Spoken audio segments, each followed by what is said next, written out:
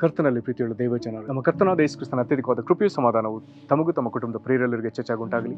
ಹೃದಯಂಗಮ ಮಾತೆನ್ನುವ ಈ ಮುಂಜಾನೆಯ ವಾಕ್ಯದ ಅಂತ ಸರಣಿಯಲ್ಲಿ ಈ ತಿಂಗಳು ನಾವು ದೇವರು ನಂಬಿಗಸ್ತನೆಂಬ ಶೀರ್ಷಿಕೆಯಲ್ಲಿ ದೇವರ ವಾಕ್ಯವನ್ನು ಧ್ಯಾನಿಸುತ್ತಿರುವಲ್ಲಿ ಈ ದಿನ ನಾವು ಧ್ಯಾನಿಸುವಂಥ ದೇವರ ವಾಕ್ಯದ ಭಾಗ 2 ತಿಮೋತಿ 2ನೇ ಅಧ್ಯಾಯ 13ನೇ ವಚನ.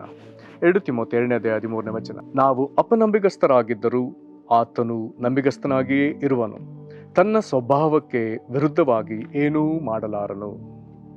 ಈ ವಾಕ್ಯವನ್ನು ಗ್ರಹಿಸೋದಕ್ಕೆ ನಾವು ಶಕ್ತರಾಗುವಂಥ ದೇವರು ತಾನೇ ತನ್ನ ಆತ್ಮನ ಮೂಲಕ ನಮಗೆ ತನ್ನ ವಿಶೇಷವಾದ ಗ್ರಹಿಕೆಯನ್ನು ಅನುಗ್ರಹಿಸಲಿ. ಕರ್ತನಲ್ಲಿ ಪ್ರೀತಿಯುಳ್ಳ ದೇವಜನರೇ, ಈ ವಾಕ್ಯ ನಮ್ಮ ಕುರಿತು ದೇವರ ಕುರಿತು ಇರುವಂಥ ಒಂದು ದೊಡ್ಡ ವಿಂಗಡಣೆಯನ್ನು ವ್ಯತ್ಯಾಸವನ್ನು ನಮಗೆ ತೋರಿಸಿಕೊಳ್ತಾ ಇದೆ. ಇದು ನಮ್ಮ ಕುರಿತು ಮಾತನಾಡುವಾಗ ಹೀಗೆ ಹೇಳ್ತದೆ, ನಾವು ಅಪನಂಬಿಗಸ್ತರಾಗಿದ್ದರೂ ದೇವರ ಕುರಿತಾಗಿ ಇದು ಹೇಳ್ತಾ ಇದೆ, ಆತನು ನಂಬಿಗಸ್ತನಾಗಿಯೇ ಇರುವನು. ಆತನು ನಂಬಿಗಸ್ತನಾಗಿಯೇ ಇರುವನೆನ್ನುವಂಥ ಮಾತು, ಆತನು ಸತತ ನಂಬಿಗಸ್ತನಾಗಿರುವನು. ಇದರಲ್ಲಿ ಯಾವ ವ್ಯತ್ಯಾಸವೇ ಇಲ್ಲ. ಆತ ನಂಬಿಗಸ್ತನೋ ನಂಬಿಗಸ್ತನೇ. ನಾವು ಕಳೆದು ಬಂದದ ಕಾಲದಲ್ಲಿ ಆತನು ನಂಬಿಗಸ್ತನೇ. ನಾವು ಈಗಿರುವ ಕಾಲದಲ್ಲಿ ಆತ ನಂಬಿಗಸ್ತನೇ. ಕರ್ತನ ಚಿತ್ತವಾಗಿ ನಾವು ಮುಂದೆ ಎದುರುಗೊಳ್ಳುವಂಥ ಕಾಲ ಅಥವಾ ನಮ್ಮ ನಂತರದ ಕಾಲ ವಿದೆಯೋ ಆ ಕಾಲದಲ್ಲಿ ಆತ ನಂಬಿಗಸ್ತಾನೆ. ಆದರೆ ನಮ್ಮ ಕುರಿತಾಗಿ ಮಾತನಾಡುವಾಗ ನಾವು ಅಪನಂಬಿಗಸ್ತರಾಗಿದ್ದರು, ಒಂದು ವೇಳೆ ನಾವು ಅಪನಂಬಿಗಸ್ತರಾಗಿದ್ದರು ಎನ್ನುವಂಥ ಈ ವಿಚಾರದಲ್ಲಿ ನಾವು ನಂಬಿಗಸ್ತರಾಗಿರ್ಲಿಕ್ಕೂ ಸಾಧ್ಯ ಎನ್ನುವಂಥ ಅರ್ಥವೂ ಇದೆ. ನಂಬಿಗಸ್ತಿಗೆಯಲ್ಲಿ ನಿಂತವರಿದ್ದಾರೆ, ನಂಬಿಗಸ್ತಿಯನ್ನು ಬಿಟ್ಟವರಿದ್ದಾರೆ. ನಂಬಿಗಸ್ತಿಗೆಯನ್ನು ಬಿಟ್ಟವರು ಇರುವಾಗಲೂ ಜನರು ನಂಬಿಗಸ್ತರಾಗಿದ್ದಾಗಲೂ ದೇವರು ನಂಬಿಗಸ್ತನೇ, ಜನರು ನಂಬಿಗಸ್ತಿಗೆಯನ್ನು ಬಿಟ್ಟಾಗಲೂ ದೇವರು ನಂಬಿಗಸ್ತಾನೆ. ಅದನ್ನು ಈ ಸಂಗತಿಯನ್ನು ತಿಳಿಸಿ ಈ ವಾಕ್ಯ ಮತ್ತೊಂದು ಮಾತನ್ನು ಹೇಳ್ತಾ ಇದೆ, ತನ್ನ ಸ್ವಭಾವಕ್ಕೆ ವಿರುದ್ಧವಾಗಿ ಏನೂ ಮಾಡಲಾರನು. ಹಾಗಾದರೆ ದೇವರು ತನ್ನ ನಂಬಿಗಸ್ತಿಕೆ ಈ ಸ್ವಭಾವವನ್ನು ಆತನು ಕೆಡಿಸಿಕೊಳ್ಳುವವನಲ್ಲ. ಮನುಷ್ಯರಾದ ನಾವು ನಂಬಿಗಸ್ತರೆಂಬುದಾಗಿ ಹೇಳಿಕೊಂಡು ಎಷ್ಟೋ ಸಾರಿ ನಾವು ಅಪನಂಬಿಗಸ್ತರಾಗ್ತೇವೆ.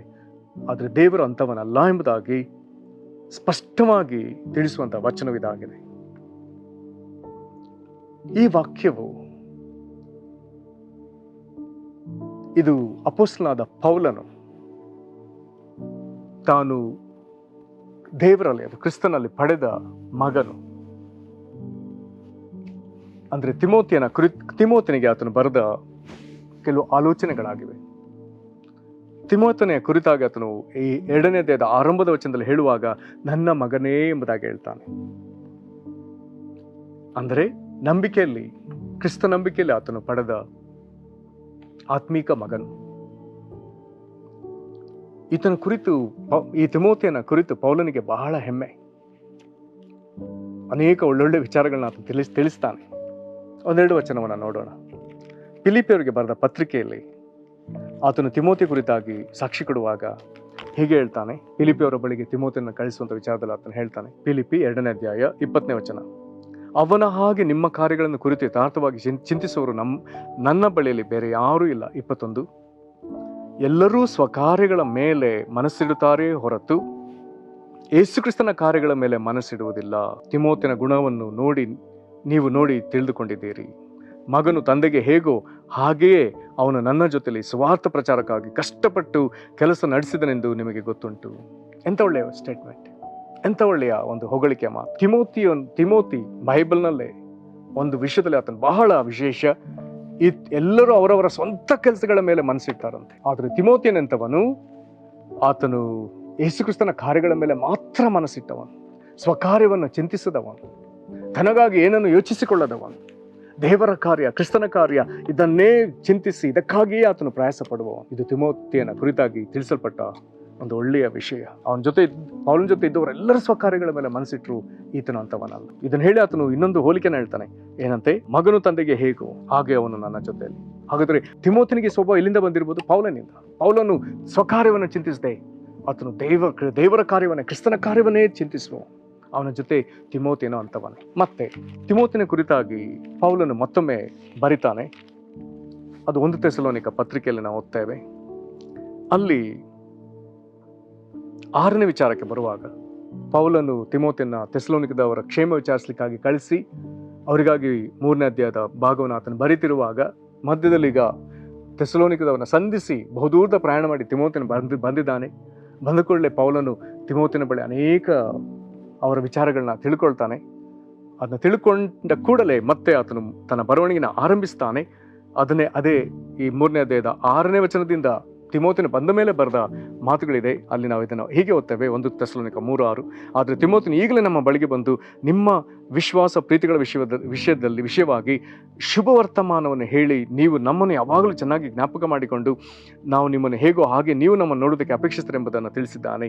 ಇಲ್ಲಿ ಒಂದು ಮಾತಿದೆ, ಶುಭ ವರ್ತಮಾನವನ್ನು ಹೇಳಿ. ಅಂದರೆ ಇದನ್ನು ಕೆಲವು ಭಾಷಾಂತರದಲ್ಲಿ ಓದಿದ್ರೆ ತುಂಬ ಚೆನ್ನಾಗಿದೆ. ತಿಮೋತಿಯನ್ನು ಯಾವಾಗಲೂ ಗ್ಲಾಡ್ ಟೈಡಿಂಗ್ಸ್ ಅಂದರೆ ಇನ್ನೊಬ್ಬರ ಮನಸ್ಸಿಗೆ ಮುದ ನೀಡುವಂಥ, ಆದರಣೆ ಕೊಡುವಂಥ, ಸಮಾಧಾನ ಕೊಡುವಂಥ, ಸಂತೋಷ ಕೊಡುವಂಥ, ತೃಪ್ತಿ ಕೊಡುವಂಥ, ಅವರೆಲ್ಲ ಪ್ರಶ್ನೆಗಳಿಗೆ ಸಮಾಧಾನದ ಉತ್ತರ ಕೊಡುವಂಥ, ಅವರ ನಿರೀಕ್ಷೆಯನ್ನು ನಂಬಿಕೆಯನ್ನು ಬಲಪಡಿಸುವಂಥ ಒಳ್ಳೆಯ ಮಾತುಗಳನ್ನು ಮಾತನಾಡುವವನು ತಿಮೋತಿಯನ್. ಈ ವಚನದ ಪ್ರಕಾರ ಅವನು ಥೆಸಲೋನಿಕದವನ್ನ ಸಂಧಿಸಿ ಪೌಲನ ಬಳಿ ಬಂದು ಹೇಳುವಾಗ ಅವರ ಕುರಿತಾಗಿ ಒಂದೇ ಒಂದು ನಕಾರಾತ್ಮಕ ಮಾತುಗಳನ್ನ ಮಾತನಾಡಲಿಲ್ಲ ಎಂಬುದಾಗಿ ಅದರ ಅರ್ಥ. ಹಾಗಾದರೆ ಒಳ್ಳೆಯ ವಿಷಯಗಳನ್ನೇ ತಿಳಿಸುವವನು ಈ ತಿಮೋತಿಯನಿಗೆ ಈಗ ಆಲೋಚನೆ ಹೇಳ್ತಾ 2 ತಿಮೋತಿ ಪತ್ರಿಕೆಯನ್ನ ಪೌಲನು ಮುಂದುವರಿಸ್ತಾ ಆತನು ಹೇಳ್ತಾನೆ, ನನ್ನ ಮಗನೇ, ನೀನು ಕ್ರಿಸ್ತ ಯೇಸುವಿನಲ್ಲಿರುವ ಕೃಪೆಯಿಂದ ಬಲ ಹೊಂದಿದವನಾಗು. ಹಾಗಾದ್ರೆ ಕ್ರಿಸ್ತ ಯೇಸುವಿನಲ್ಲಿ ಒಂದು ಕೃಪೆ ಇದೆ, ಅದು ನಮ್ಮನ್ನು ಬಲಪಡಿಸುವಂಥ ಕೃಪೆ. ಅದನ್ನು ಹೇಳಿ ಕೂಡಲೇ ಒಂದು ಜವಾಬ್ದಾರಿಯನ್ನು ಆತನಿಗೆ ಕೊಡ್ತಿದ್ದಾನೆ 2ನೇ ವಚನದಲ್ಲಿ. ಏನಂತೆ, ನೀನು ನನ್ನಿಂದ ಅನೇಕ ಸಾಕ್ಷಿಗಳ ಮುಂದೆ ಕೇಳಿದ ಉಪದೇಶವನ್ನು ಇತರರಿಗೆ ಬೋಧಿಸ ಶಕ್ತರಾದ ನಂಬಿಕಸ್ಥ ಮನುಷ್ಯರಿಗೆ ಒಪ್ಪಿಸಿಕೊಡು. ತಿಮೋತಿಗಾಗಲೇ ಪೌಲನ ಮುಖಾಂತರ ಅನೇಕ ವಾಕ್ಯದ ರಹಸ್ಯಗಳನ್ನ ಪಡೆದುಕೊಂಡಿದ್ದಾನೆ. ಪೌಲ ಇದನ್ನ ಸಾರುವಾಗ ಅನೇಕ ಒಳ್ಳೊಳ್ಳೆ ಸಾಕ್ಷಿಗಳಿದ್ರು ನಿಂತು ಆತನು ಮಾತನಾಡುವಾಗ ಅದನ್ನೆಲ್ಲ ಈತನು ಪಡ್ಕೊಂಡಿದ್ದಾನೆ. ಯಾರು? ತಿಮೋತಿ. ಈಗ ತಿಮೋತಿಗೆ ಪೌಲನ ಹೇಳ್ತಿದ್ದಾನೆ, ಅವನ ಬಹಳ ಕೊನೆಯ ಕಾಲದಲ್ಲಿ ಅದನ್ನು ಹೇಳ್ತಿದ್ದಾನೆ, ನೀನು ಅದನ್ನೆಲ್ಲ ಏನು ಮಾಡು, ನಂಬಿಕಸ್ಥ ಅಂದರೆ ಇದನ್ನೆಲ್ಲ ಇನ್ನೊಬ್ಬರಿಗೆ ಬೋಧಿಸ್ಲಿಕ್ಕೆ ಶಕ್ತರಾದ ಜನರಿದ್ದಾರೆ, ಅವರಲ್ಲಿ ನಂಬಿಕಸ್ಥರು ಯಾರೋ ಅವರಿಗೆ ಅದನ್ನು ಕೊಡು ಅಂತ ಹೇಳ್ತಿದ್ದಾನೆ. ಈ ವಚನ ಈ ದಿನದ ಅಧ್ಯಯನದಲ್ಲಿ ಬಹಳ ಪ್ರಾಮುಖ್ಯ. ಯಾಕೆ? ಈ 2ನೇ ಅಧ್ಯಾಯದಲ್ಲಿ ನಂಬಿಕಸ್ಥರ ಕೂಟವಿದೆ. ಪೌಲ ನಂಬಿಕಸ್ತಿಕೆಯಿಂದ ದೇವರ ಸೇವೆಯನ್ನು ಮಾಡಿದ್ದಾನೆ, ಸುವಾರ್ಥ ಸೇವೆಯನ್ನು ಮಾಡಿದ್ದಾನೆ. ಅವನು ಆತ್ಮೀಕವಾಗಿ ಕ್ರಿಸ್ತನಲ್ಲಿ ಪಡೆದ ತಿಮೋತಿಯನ್ನು ನಂಬಿಕಸ್ತಿಕೆಯಿಂದ ಈ ಸುವಾರ್ಥ ಸೇವೆಯನ್ನು ಮುಂದುವರಿಸುತ್ತಿದ್ದಾನೆ. ಅವನಿಗೆ ಕೊಡಲ್ಪಟ್ಟ ಎಲ್ಲಾ ಜವಾಬ್ದಾರಿಗಳೆಲ್ಲ ಆತ ನಂಬಿಕಸ್ತಿಕೆಯಿಂದ ಇದ್ದಾನೆ. ಈ ಅಧ್ಯಾಯದ 13ನೇ ವಚನದಲ್ಲಿ ದೇವರು ನಂಬಿಕಸ್ಥನಾಗಿಯೇ ಆತನು ಸದಾಕಾಲಕ್ಕೂ ಆತನಿದ್ದಾನೆ. ಇವರು ಯಾರಿಗೆ ಸೇವೆ ಮಾಡ್ತಿದ್ದಾರೋ ಆ ದೇವರು ಮಹಾ ನಂಬಿಕಸ್ಥನು. ಈಗ ಇವರ ಕೂಟದಲ್ಲಿ ಇನ್ನೂ ಕೆಲವರು ಸೇರಬೇಕಾಗಿದೆ. ಅವರು ಯಾರು? ಈ ಉಪದೇಶಗಳನ್ನ ದೇವರೇ ಸುವಾರ್ತೆ ಕುರಿತಾಗಿ, ಕ್ರಿಸ್ತನ ಕುರಿತಾಗಿ ಉಪದೇಶ ಪಡೆದವರು ಅನೇಕರು. ಆದರೆ ಅವರಲ್ಲಿ ನಂಬಿಕಸ್ಥರು ಯಾರೋ ಅವರಿಗೆ ತಿಮೋತಿನೇ ನೀನು ಅದನ್ನು ಕೊಡು ಅಂತ ಹೇಳ್ತಿದ್ದಾನೆ. ಹಾಗಾದರೆ ತಿಮೋತಿನೇ, ನೀನು ಬೇಗ ನಂಬಿಕಸ್ಥ ಜನರನ್ನ, ನನ್ನ ಉಪದೇಶವನ್ನು ಕೇಳಿ ನಂಬಿಕಸ್ಥರಾಗಿರೋ ಜನರನ್ನ ಬೇಗ ನೋಡು. ಅವರು ಸಹ ಬೋಧಿಸ್ಲಿಕ್ಕೆ ಶಕ್ತರಾಗಿದ್ರೆ ಅವರಿಗೆ ಈ ಬೋಧನೆಗಳನ್ನ ಕೊಡು, ನಂಬಿಕಸ್ಥರಿಗೆ ಇದನ್ನು ಕೊಡು ಅಂತಾನೆ. ಪ್ರೇರೆ, ಹಾಗಾದ್ರೆ ದೇವರ ಬೋಧನೆ, ಕ್ರಿಸ್ತನ ಬೋಧನೆ, ಸುವಾರ್ಥ ಸೇವೆ ಇದು ನಂಬಿಕಸ್ಥರ ಕೈಗೆ ಕೊಡಲ್ಪಡಬೇಕು. ಅವರ ಕೈಗೆ ಕೊಟ್ಟರೆ ಅದು ಆಶೀರ್ವಾದವಾಗ್ತದೆ. ಒಬ್ಬ ಸುವಾರ್ಥ ಸಾರುವಂಥ ತಂದೆ ಇದ್ರು. ಅವರು ಪ್ರತಿ ಭಾನುವಾರ ಮಧ್ಯಾಹ್ನದ ನಂತರ ಅವರ ಸೈಡ್ ಬ್ಯಾಗನ್ನು ಹಾಕಿಕೊಂಡು ಸುವಾರ್ಥ ಸಾರ್ಲಿಕ್ಕೆ ಹೋಗ್ತಾ ಇದ್ರು. ಕರಪತ್ರಗಳನ್ನ ಹೋಗಿ ಜನರಿಗೋ ಅಥವಾ ಮನೆಗಳಿಗೋ ಕೊಟ್ಟು ಬರ್ತಾ ಇದ್ರು. ಒಂದು ಭಾನುವಾರ ಅವರಿಗೆ ಹೋಗ್ಲಿಕ್ಕೆ ಆಗ್ಲಿಲ್ಲ. ಅವರಿಗೆ ಏನೋ ಅನಾರೋಗ್ಯ ಆಗತ್ತೆ. ಸ್ವಲ್ಪ ಬೆಳೆದ ಅವರ ಮಗನು ಅದನ್ನು ಗಮನಿಸಿದ. ಕೂಡಲೇ ರೈನ್ ಕೋಟ್ ಧರಿಸ್ಕೊಂಡ, ಕೊಡೆ ತೆಗೆದುಕೊಂಡ, ಅಪ್ಪನ ಚೀಲ ತೆಗೆದುಕೊಂಡ, ಅದರಲ್ಲಿ ಕೆಲವು ಕರಪತ್ರಗಳನ್ನ ಇಟ್ಟುಕೊಂಡ ಹೊರಗೆ ಹೋಗ್ತಾನೆ. ಅವನಿಗೆ ಯಾರೂ ಸಿಗ್ಲಿಲ್ಲ. ನಡೆದು ಹೋಗ್ತಾನೆ. ಯಾವುದೋ ಒಂದು ಮನೆ ಕಾಣ್ತದೆ, ಈ ಮನೆಗಾದ್ರೂ ಕೊಡೋಣ ಎಂಬುದಾಗಿ ಕದ ತಡ್ತಾನೆ. ಇವನು ಆ ಮನೆಗೆ ಕೊಡ್ಬೇಕಂತ ಇವನೊಳಗೆ ದೊಡ್ಡ ಅಭಿಲಾಷೆ ಇದೆ. ಕದ ತಡ್ತಾನೆ, ಯಾರೂ ಕದ ತೆಗಿಲಿಲ್ಲ. ಆದ್ರೂ ಬಿಡದೆ ಕದ ತಡ್ದ, ಯಾರೂ ಕದ ತೆಗಿಲಿಲ್ಲ. ಹೀಗೆ ಕೆಲವು ಕಾಲ ನಿಂತು ಕದ ತಡ್ತಾನೆ ಆ ಬಾಲಕನು. ಎಷ್ಟೋ ಹೊತ್ತಿಗೆ ಒಬ್ಬ ವಯಸ್ಸಾದ ಅಜ್ಜಿ ಬಂದು ಕದ ತೆಗೆದು ಈ ಬಾಲಕನು ತನ್ನ ಬಳಿ ಇದ್ದಾಗ ಸುವಾರ್ತೆಯ ಕರಪತ್ರದ ಪ್ರತಿಯನ್ನ ಅಜ್ಜಿ ಕೈಲಿ ಕೊಟ್ಟ.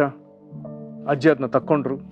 ಏನೋ ಒಂದು ಮನೋಭಾವದಿಂದ ತಕ್ಕೊಂಡ್ರು, ಕದ ಹಾಕಿದ್ರು. ಇವನು ತನ್ನ ಮನೆಗೆ ಬಂದಾಯ್ತು. ಅವನು ತನ್ನ ಆ ಬಾಲಕನ ದಿನದ ಕೆಲಸವನ್ನು ಮುಗಿಸ್ದ. 1 ವಾರ ಕಳೀತು.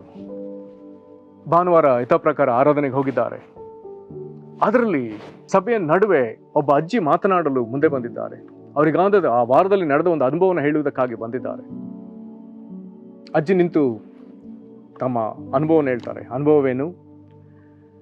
ಅಜ್ಜಿ ತನ್ನ ಜೀವಿತದಲ್ಲಿ ತೀರಾ ಜಿಗುಪ್ಸೆಗೊಂಡು ವಿಷವನ್ನು ಕುಡಿಯುವುದಕ್ಕಾಗಿ ಸಜ್ಜಾಗಿ ಮನೆಯಲ್ಲಿ ನಿಂತಿದ್ದಾರೆ.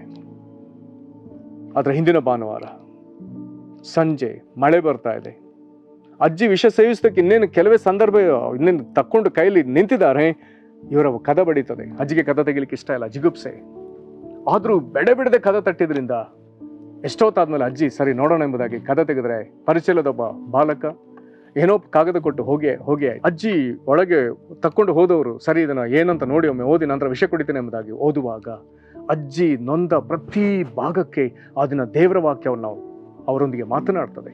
ದೇವರಿಂದ ಸಕಲ ಆದರಣೆ ಅವರಿಗೆ ಸಿಗ್ತದೆ. ಅವರಿಗೆ ಒಳಗಿದ ಎಲ್ಲ ಜಿಗುಪ್ಸೆ, ವೇದನೆ, ಅಪನಂಬಿಕೆ, ನಿರೀಕ್ಷೆ ಇಲ್ಲದ ಸಂಗತಿಗಳೆಲ್ಲ ಅವ್ರನ್ನ ಅದೆಲ್ಲ ಕೊಚ್ಚಿಕೊಂಡು ಹೋಗ್ತದೆ. ದೇವರ ಹೃದಯದ ಆಳದಲ್ಲಿ ಕಾರ್ಯ ಮಾಡಿದ್ರಿಂದ ಅವ್ರು ಕೂಡಲೇ ಅಲ್ಲಿದ್ದ ವಾಕ್ಯದ ಪ್ರಕಾರ ಯೇಸುಕ್ರಿಸ್ತನನ್ನ ನಂಬಿ ಯೇಸುಕ್ರಿಸ್ತನನ್ನ ತಮ್ಮ ಹೃದಯದಲ್ಲಿ ಸ್ವಂತ ರಕ್ಷಕನಾಗಿ ಅಂಗೀಕರಿಸಿದ್ರು. ಎಲ್ಲಿಲ್ಲದ ಒಂದು ಸಂತೋಷ ಸಮಾಧಾನ ಆವರಿಸ್ತು. ವಿಷ ಕುಡಿಲಿಲ್ಲ, ಜೀವ ಬದುಕೊಳ್ತು. ಮರು ವಾರ ಬಂದು ಅವರು ಸಭೆಯಲ್ಲಿ ಸಾಕ್ಷಿ ಕೊಟ್ಟರು. ಆಗ ತಾನೇ ಅದನ್ನು ಸುವಾರ್ತೆ ಸಾರಲಿಕ್ಕೆ ಹೋಗ್ಲಿಕ್ಕೆ ಆಗದೇ ಇದ್ದ ತಂದೆಗೂ ಮತ್ತು ತಂದೆ ಹೋಗ್ಲಿಲ್ಲ ಅನ್ನುವಂಥ ಕಾರಣಕ್ಕೆ ಮಗನು ಕರಪತ್ರ ತಕೊಂಡು ಹೋಗಿ ಕದ ತಟ್ಟಿ ಅಜ್ಜಿಗೆ ಕೊಟ್ಟನಲ್ಲ, ಇಬ್ಬರಿಗೂ ಆಗತಾನೆ ಗೊತ್ತಾಯ್ತು. ಕರಪತ್ರ ಅದನ್ನ ಈ ಮಗನು ಹೋಗಿ ಕೊಟ್ಟದ್ರಿಂದ ಅಜ್ಜಿಯ ಜೀವ ಬದುಕಿತು. ಕರ್ತನಲ್ಲಿ ಪ್ರೀತಿಯುಳ್ಳ ದೇವ ಜನರೇ, ನಂಬಿಗಸ್ತರ ಕೈಗೆ ಸುವಾರ್ತೆ ಹೋಗ್ಬೇಕು. ತಂದೆ ನಂಬಿಗಸ್ತಿಗಿಂತ ಸೇವೆ ಮಾಡ್ತಿದ್ದಾನೆ, ಆದ್ರೆ ಅದನ್ನ ಅವ್ರಿಗೆ ಅನಾರೋಗ್ಯ. ಆದ್ರೆ ಅದನ್ನ ತಂದೆ ಆ ಸೇವೆಯನ್ನ ಮಾಡ್ಲಿಕ್ಕಾಗ್ಲಿಲ್ಲ ಎಂಬುದಾಗಿ ವೇದನೆ ಪಟ್ಟ ಮಗನು ಈಗ ನಂಬಿಗಸ್ತನಾಗಿ ಆ ಸುವಾರ್ಥ ಸೇವೆಯನ್ನ ಕೈಯಲ್ಲಿ ತೆಗೆದುಕೊಂಡು ಹೋದ. ಮಳೆ ನಿಮಿತ್ತ ದಾರಿಯಲ್ಲಿ ಒಬ್ರು ಸಿಕ್ಲಿಲ್ಲ, ಆದ್ರೆ ಯಾವುದೋ ಒಂದು ಮನೆಗೆ ಪ್ರೇರಿತನಾಗಿ ಹೋಗಿ ಕೊಟ್ಟ. ಅಲ್ಲಿ ಒಂದು ಜೀವ ರಕ್ಷಣೆ ಹೊಂದಿ ಪರಲೋಕಕ್ಕೆ ಸೇರಿತು. ಕರ್ತನಲ್ಲಿ ಪ್ರೀತಿಯುಳ್ಳ ದೇವ ಜನರೇ, ಸುವಾರ್ಥ ಸೇವೆ ನಂಬಿಗಸ್ತರ ಕೈಗೆ ಹೋಗ್ಬೇಕು. ಬೋಧನೆ ಕೇಳಿದವರು ಅನೇಕರಿದ್ದಾರೆ, ಆದ್ರೆ ಅದನ್ನು ಬೋಧಿಸ್ಲಿಕ್ಕೆ ಸಾಮರ್ಥ್ಯ ಇರುವವರು ಅನೇಕರಿದ್ದಾರೆ. ವಾಕ್ಯ ಕೇಳಿದವರಲ್ಲಿಯೂ ಬೋಧಿಸಲು ಸಾಮರ್ಥ್ಯ ಇರುವವರಲ್ಲಿಯೂ ಈಗ ನಂಬಿಗಸ್ತರ ಅವಶ್ಯಕತೆ ಇದೆ. ಅಧ್ಯಾಯದಲ್ಲಿ ನಂಬಿಗಸ್ತರ ಕೂಟವಿದೆ. ದೇವರ ನಂಬಿಗಸ್ತನು, ಸುವಾರ್ತೆ ಸಾರದ ಪೌಲ ನಂಬಿಗಸ್ತನು, ಅವನನ್ನ ಮಗನಂತೆ ಶಿಷ್ಯನಂತೆ ಹಿಂಬಾಲಿಸಿದ ತಿಮೋತಿನ ನಂಬಿಗಸ್ತನು. ಈಗ ತಿಮೋತಿ ಈಗ ಈ ಸೇವೆಯ ಮುಂದಿನ ಜವಾಬ್ದಾರಿಯನ್ನು ಅನೇಕ ನಂಬಿಕಸ್ಥರು ಕೊಡಬೇಕಾಗಿದೆ. ಕರ್ತನಲ್ಲಿ ಪ್ರೀತಿಯುಳ್ಳ ದೇವ ಜನರೇ, ಈ ಸುವಾರ್ತೆಯಲ್ಲಿ ಸಹಿಸಿಕೊಳ್ಬೇಕಾಗಿದೆ. ಯಾವ ಕಾರಣಕ್ಕೆ? ಇಲ್ಲಿ ಆತನು 10ನೇ ವಚನಕ್ಕೆಲ್ಲ ಬರುವಾಗ ಆತನು ಹೇಳ್ತಾನೆ, 9ನೇ ವಚನದಿಂದ ನಾನು ಓದ್ತೇನೆ, ಇದರಲ್ಲಿ ನಾನು ಕಷ್ಟವನ್ನು ಅನುಭವಿಸಿ ದುಷ್ಕರ್ಮಿ ಅಂತ ಸಂಕೋಲೆಯಲ್ಲಿ ಕಟ್ಟಲ್ಪಟ್ಟವನಾಗಿದೆ. ಸುವಾರ್ತೆ ಸಾರಿದ್ರ ನಿಮಿತ್ತ ಇವನನ್ನು ದುಷ್ಟನಂತೆ ಬಿಂಬಿಸಲಾಗಿದೆ. ಬೇಡಿಗಳನ್ನ ಹಾಕಿ ಆತನನ್ನು ಸೆರೆಮನೆಯಲ್ಲಿಟ್ಟಿದ್ದಾನೆ. ಆದರೆ ಪೌಲನು ಅದರ ನಡುವೆ ನಿಂತು ಆತನು ಹೇಳ್ತಿದ್ದಾನೆ, ಆದರೆ ದೇವರ ವಾಕ್ಯಕ್ಕೆ ಬಂಧನವಿಲ್ಲ. ನನಗೆ ಬಂಧನ ಇದೆ, ನನ್ನನ್ನು ಬಂಧಿಸಲಾಗಿದೆ, ಆದರೆ ದೇವರ ವಾಕ್ಯವನ್ನು ಬಂಧಿಸಲಿಕ್ಕೆ ಯಾರಿಗೂ ಸಾಧ್ಯವಿಲ್ಲ ಎಂಬುದಾಗಿ ಭಯಂಕರವಾದ ಒಂದು ಸವಾಲಿನ ಮಾತನ್ನು ಆತನು ಮಾತನಾಡ್ತಿದ್ದೆ. ನಂತರದಲ್ಲಿ ಆತನು ಹೇಳ್ತಾನೆ, ಆದ ಕಾರಣ ದೇವರ ಆರಿಸಿಕೊಂಡವರು ನನ್ನ ಕೂಡ ಕ್ರಿಸ್ತ ಯೇಸುವಿನಲ್ಲಿರುವ ರಕ್ಷಣೆಯನ್ನು ನಿತ್ಯ ಪ್ರಭಾವ ಸಹಿತವಾಗಿ ಹೊಂದಬೇಕೆಂದು ನಾನು ಅವರಿಗೋಸ್ಕರ ಎಲ್ಲವನ್ನ ಸಹಿಸಿಕೊಳ್ತಾನೆ. ನಾನು ಈ ಸೆರೆಮನೆಯಲ್ಲಿ ಎಲ್ಲವನ್ನ ಸಹಿಸಿಕೊಳ್ಳೋದಕ್ಕೆ ಕಾರಣ, ಜನರು 2 ವಿಷಯದಲ್ಲಿ ಸೇರಲೇಬೇಕು. ಏನು? ದೇವರ ಆರಿಸಿಕೊಂಡ ಜನರಿದ್ದಾರೆ, ಅವರು ಕ್ರಿಸ್ತ ಯೇಸುವಿನಲ್ಲಿರುವಂಥ ರಕ್ಷಣೆಯನ್ನು ಹೊಂದಬೇಕು, ಮತ್ತು ಮುಂದಿರುವಂಥ ನಿತ್ಯ ಪ್ರಭಾವವನ್ನು ಅವರು ಪಡ್ಕೊಳ್ಬೇಕು. ಇದಕ್ಕಾಗಿ ನನಗೇನಾದರೂ ಎಲ್ಲವನ್ನ ನಾನು ಸಹಿಸಿಕೊಳ್ತೇನೆ. ಪೌಲನ ದೃಢವಾದ ಮಾತು. ಅದನ್ನ ಹೇಳಿ ಮುಂದೆ ಬಹಳ ಸೊಗಸಾದ ಮಾತನ್ನು ಹೇಳ್ತಾನೆ. ಈ ಮಾತು ನಂಬತಕ್ಕದಾಗಿದೆ. ಏನಂದ್ರೆ, ನಾವು ಆತನೊಡನೆ ಸತ್ತಿದ್ರೆ ಆತನೊಡನೆ ಜೀವಿಸುವೆವು, ಸಹಿಸಿಕೊಳ್ಳುವರಾಗಿದ್ದರೆ ಆತನೊಡನೆ ಆಳುವೆವು. ಪ್ರೇರೆ, ನಾವು ಕ್ರಿಸ್ತನೊಂದಿಗೆ ಸತ್ತಿದ್ದ ಪಕ್ಷದಲ್ಲಿ ಕ್ರಿಸ್ತನೊಂದಿಗೆ ಸಾಯುವುದು ಅನ್ನುವಂಥ ವಿಚಾರವನ್ನು ವಿಸ್ತಾರವಾಗಿ ನೋಡಬೇಕಾಗ್ತದೆ. ಖಂಡಿತ ದೇವರಾತ್ಮ ನಮಗೆ ಅದನ್ನು ತಿಳಿಸ್ಬೇಕು. ಅದರಲ್ಲಿ ಅನೇಕ ಭಾಗಗಳಿವೆ. ಹಾಗಾದರೆ ನಾವು ಆತನೊಡನೆ ಕ್ರಿಸ್ತನೊಡನೆ ಸತ್ತಿದ್ದರೆ, ಇಲ್ಲಿ ಹೇಳ್ತಾನೆ, ಆತನೊಡನೆ ಜೀವಿಸ್ತಿರುವಾಗ ಯೇಸುವಿನೊಂದಿಗೆ ನಾವು ಜೀವಿಸ್ತೇವೆ. ನಂತರದಲ್ಲಿ ಸ್ವಾರ್ಥ ನಿಮಿತ್ತ ನಾವು ನಾನಾ ಪರಿಶ್ರಮಗಳನ್ನ, ಕಷ್ಟಗಳನ್ನ ಸಹಿಸಿಕೊಳ್ತಿರುವುದಾದರೆ ಆತನು ಹೇಳ್ತಾನೆ, ಆತನೊಡನೆ ಆಳುವೆವು. ನಮಗೆ ಮುಂದೆ ಆಳ್ವಿಕೆಯನ್ನು ಇಟ್ಟಿದ್ದಾನೆ, ಆದರೆ ಅದಕ್ಕಾಗಿ ಸಹಿಸಿಕೊಳ್ಬೇಕಾಗಿದೆ. ಮತ್ತೆ ಮುಂದುವರೆದು ಇನ್ನೊಂದು ಹೇಳ್ತಾನೆ, ನಾವು ಯೇಸುವಿನವರಲ್ಲವೆಂದು ಹೇಳಿದರೆ ಆತನು ನಮ್ಮನ್ನು ತನ್ನವರಲ್ಲವೆಂದು ಹೇಳುವನು. ಯಾರಾದ್ರೂ ಇಲ್ಲಿ ಈ ಲೋಕದಲ್ಲಿ ನಾನು ಯೇಸುವಿನವನು ಎಂಬುದಾಗಿ ಹೇಳಿಕೊಳ್ಳುವುದಕ್ಕೆ ನಾಚಿಕೆ ಪಟ್ಟರೆ, ಒಂದು ದಿನ ಬರ್ತದೆ, ಯೇಸು ಕ್ರಿಸ್ತನು ಸಹ ತಂದೆ ದೇವರ ಮುಂದೆ ಇವನು ನನ್ನವನಲ್ಲ ಎಂಬುದಾಗಿ ಹೇಳಲಿಕ್ಕಿದ್ದಾನೆ. ಬೇರೆ ಇವರೆಲ್ಲರೂ ಇಂಥ ಒಂದು ಅವಮಾನ ತಂದೆ ದೇವರ ಮುಂದೆ ಆಗಬಾರದೆಂಬುದಕ್ಕಾಗಿ ತಮ್ಮನ್ನು ಸ್ವಾರ್ಥ ಸೇವೆಗಾಗಿ ಒಪ್ಪಿಸಿಕೊಟ್ಟವರು, ಲೋಕದ ಎದುರು ತಮ್ಮನ್ನು ಕ್ರಿಸ್ತನವರೆಂಬುದಾಗಿ ತೋರಿಸಿಕೊಂಡವರು. ಬೇರೆ ಹಾಗಾದ್ರೆ ಲೋಕದಲ್ಲಿ ಅಂಥವರಿದ್ದಾರೆ. ಕ್ರಿಸ್ತನೊಂದಿಗೆ ಸಾಯುವಂತ ನಂಬಿಗಸ್ತರಿದ್ದಾರೆ, ಕ್ರಿಸ್ತನಿಗಾಗಿ ಎಲ್ಲವನ್ನು ಸಹಿಸಿಕೊಳ್ಳುವಂತ ನಂಬಿಗಸ್ತರಿದ್ದಾರೆ. ನಾವು ಕ್ರಿಸ್ತನವರಲ್ಲ ಎಂಬುದಾಗಿ ಹೇಳಿಕೊಳ್ಳುವವರು ಕ್ರಿಸ್ತನ ವಿಷಯದಲ್ಲಿ ನಾಚಿಕೆ ಪಡುವಂತಹ ಅಪನಂಬಿಗಸ್ತರು ಇದ್ದಾರೆ. ನಾವೆಂಥವರಾಗಿದ್ದರೂ ದೇವರು ನಂಬಿಗಸ್ತನಾಗಿ ಇದ್ದಾನೆ. ಅವನು ತನ್ನ ಸ್ವಭಾವವನ್ನು ಬದಲಾಯಿಸಿಕೊಳ್ಳುವನಲ್ಲ. ಪ್ರೇರೆ, ಹಾಗಾದರೆ ನಂಬಿಗಸ್ತನಾದ ದೇವರೊಂದಿಗೆ, ಸ್ವಾರ್ಥ ಸೇವೆ ನಂಬಿಗಸ್ತಿಕೆಯಿಂದ ಮಾಡಿದ ಪೌಲನೊಂದಿಗೆ, ಸ್ವಾರ್ಥ ಸೇವೆಯನ್ನು ನಂಬಿಗಸ್ತಿಕೆಯಿಂದ ಮಾಡಿದ ಅಪೊಸ್ತಲರೊಂದಿಗೆ, ಅವರ ಮುಂದಿನ ತಲೆಮಾರು ತಿಮೋಥೆನ ಅಂತವರೊಂದಿಗೆ ದೇವರಿಗೆ ನಂಬಿಗಸ್ತರ ಕೂಟವನ್ನು ಎದುರು ನೋಡ್ತಿದ್ದಾನೆ. ವಾಕ್ಯವನ್ನು ಕೇಳಿದವರು ಎಷ್ಟೋ ಮಂದಿ ಇದ್ದಾರೆ, ವಾಕ್ಯವನ್ನು ಬೋಧಿಸುವವರು ಎಷ್ಟೋ ಮಂದಿ ಇದ್ದಾರೆ, ಆದರೂ ಅವರಲ್ಲಿ ನಂಬಿಗಸ್ತರು ಬೇಕಾಗಿದ್ದಾರೆ. ವಾಕ್ಯ ಕೇಳಿದ ನಂಬಿಗಸ್ತರು, ವಾಕ್ಯವನ್ನು ಬೋಧಿಸುವ ನಂಬಿಗಸ್ತರು. ಪ್ರೇರೆ, ಆ ಕೂಟದಲ್ಲಿ ನೀನು ಸೇರಿಕೋ. ಇದು ನಮಗೆ ಮುಂದೆ ದೊಡ್ಡ ಕೀರ್ತಿ, ದೊಡ್ಡ ಪ್ರಭಾವ, ಮಹಿಮೆ. ಪ್ರಾರ್ಥನೆ ಮಾಡೋಣ. ಮಹಾಕೃಪೆಯ ಪರಲೋಕ ತಂದೆ, ನಂಬಿಗಸ್ತರ ಕೂಟವನ್ನು ತೋರ್ಪಡಿಸುವ ದೇವರೇ, ನಿನಗೆ ನಾವು ಮಹಿಮೆ ಸಲ್ಲಿಸ್ತೇವೆ. ದೇವರೇ, ನೀನು ಸದಾ ನಂಬಿಗಸ್ತನಾಗಿ ಇರುವಂಥ ದೇವರು.